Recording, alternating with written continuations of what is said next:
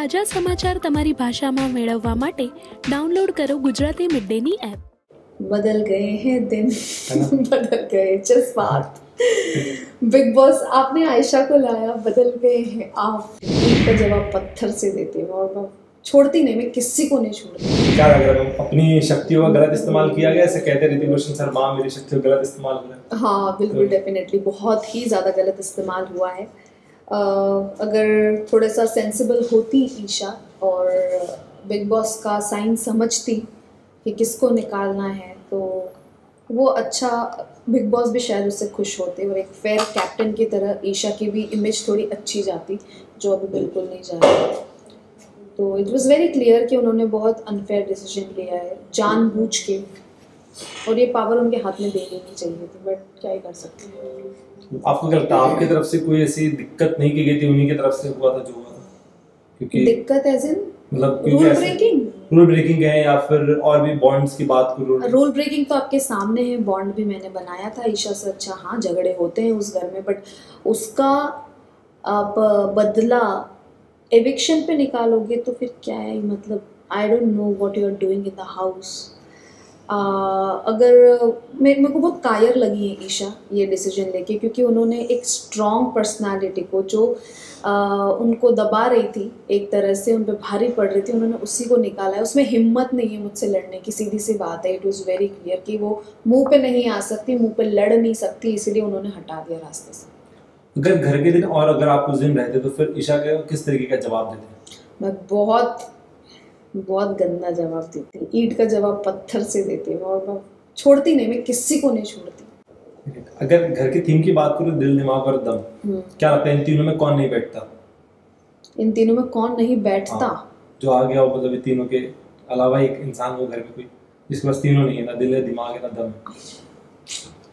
Aura, I think उसको कुछ भी समझ नहीं आता है। इज सो मतलब innocent to be in the house, और language barrier first of all, वो तो समझ के ही बाहर है उसकी चीज़ें, तो फिर वो तो कहीं भी नहीं बैठता एक्चुअली।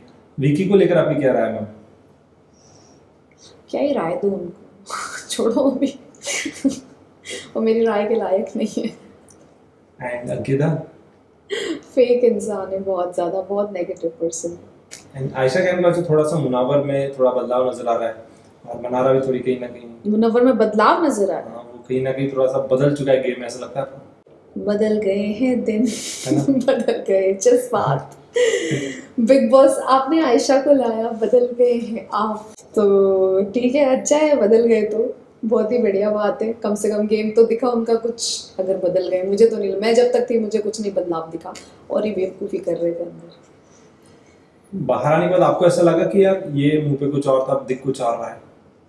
क्या मुनव्वर? कोई और कंटेस्टेंट आपको लगा ऐसा?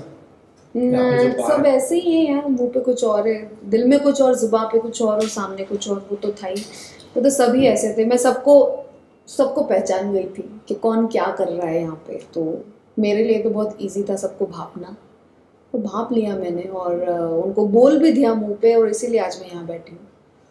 क्या लगता है घर का दबंग कौन है? मैं थी जो मुंह पे जवाब देती थी सबको। अभी कोई नहीं, नोबडी। एंड घर में ऐसा कौन है जो सिर्फ आशिकी करने आया है? मुनव्वर। ऐसा क्यों लगता है? और समर्थ आशिकी ही कर रहे हैं, वो है क्या उनका गेम? समर्थ का क्या गेम है और मुनव्वर का क्या गेम है? शेर और शायरियाँ मार रहे हैं, अपनी गर्लफ्रेंड को याद कर रहे हैं, दूसरी लड़की आने के बाद उसके साथ आशिकी कर रहे हैं, तो फिर यही तो गेम है उनका। मैम इसके पहले की सीजन की बात करूँ तो एक वाइल्ड कार्ड एंट्री विनर बना है, तो ऐसा हो सकता है इस बार गेम में कोई वाइल्ड कार्ड लायक होना चाहिए ना विनर के लिए? वो वाइल्ड कार्ड मुझे एक भी लायक नहीं लगता उसके लिए। क्या लगता है विनर के लिए कौन टॉप 3 नाम देंगे आप? Nobody, but I see Neel as a winner. Okay. और ऐसा कोई, अगर मैम आपको अगर पावर मिले घर से किसी को निकालेंगे तो किसे निकालेंगे? ईशा, डेफिनेटली। यदि अगर आपको फिर से वाइल्ड कार्ड एंट्री में जाने का अगर मौका मिलता है बिग बॉस के घर में, तो किस तरीके के गेम अब आप खेलना पसंद करेंगे जो आप नहीं खेले? मैं बहुत रियल रही हूँ और मैं रियल ही रहूँगी। मैं एक शो के लिए अपनी पर्सनालिटी चेंज नहीं करना चाहती, और मैं करूँगी भी नहीं, क्योंकि ये शो ही एक पर्सनालिटी शो है। इसमें कोई गेम एज सच नहीं है, जो गेम बोला जा रहा है। बिग बॉस ने कितनी बार बोला है कि ये एक गेम नहीं है। गेम नहीं है, ये एक पर्सनालिटी शो है। सो यस, मैं जैसी हूँ मैं वैसे ही रहने वाली हूँ, बट मैं और भी ज़्यादा स्ट्रॉन्ग बन के जाऊँगी। अगर मैं गई ना, मैं सबकी खटिया खड़ी कर दूँगी अंदर जाके। मैम, कंटेस्टेंट्स बाहर आने के बाद जरूर सबसे पहले अपना कोई ना कोई सॉन्ग लेकर आते, तो ऐसा आपकी तरफ से कुछ हो सकता है? सॉन्ग लेकर आते? कोई ना कोई, कुछ ना, जैसे बाहर आने का पहले उनको कोई सॉन्ग ही लॉन्च होता है, तो ऐसा आपकी तरफ से? अरे भाई, ऐसा कुछ भी लॉन्च नहीं हो रहा अभी तो। मेरे दिमाग में बिग बॉस ही चल रहा है, अंदर के लोग। मैं सबसे ज़्यादा वही सोच रही हूँ कि नील क्या कर रहा होगा अभी अंदर।